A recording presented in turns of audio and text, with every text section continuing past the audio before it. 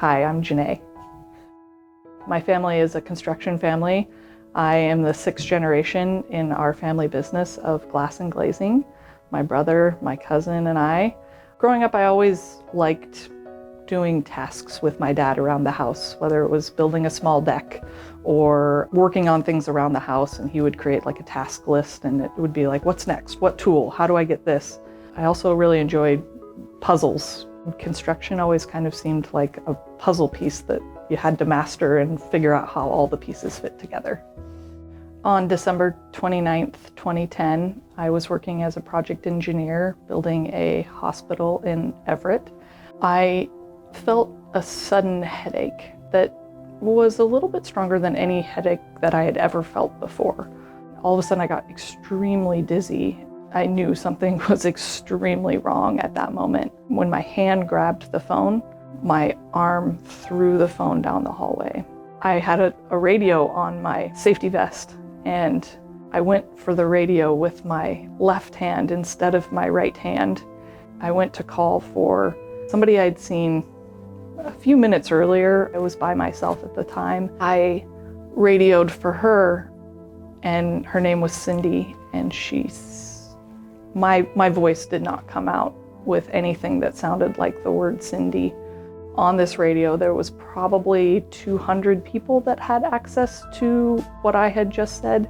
No one answered because it wasn't anything that anybody understood. I said to myself, I have to enunciate this. I have to enunciate the word Cindy. I tried and it sounded a little bit better, but still not myself. That time it was successful though. Cindy responded and all I could do was yell, help, help, help. And she came running and the question started being asked of, did you fall? Did you hit your head? And I said no, and she radioed back and told everybody to call 911 immediately. I was put onto a stretcher by the EMTs and I was taken out of the hospital that we were building and driven around the block to the existing emergency department. I was greeted by 2 nurses. They had badges that said code stroke, and I heard over the loudspeaker within the hospital code stroke. I realized that I was the one that was being greeted, and that's when I realized I was being evaluated for a stroke at the age of 23. My name is Liz Goldfinch, and I'm a nurse. I've been a nurse for 15 years at Providence. Jenae is my sister-in-law.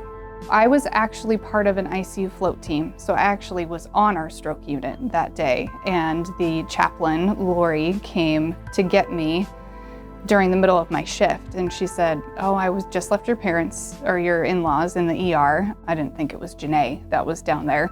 She said, yeah, Jenae is down there. She's the code stroke. And I went to my charge nurse that day, who knows me from a long time ago. We went to nursing school together. I'm like, I gotta go.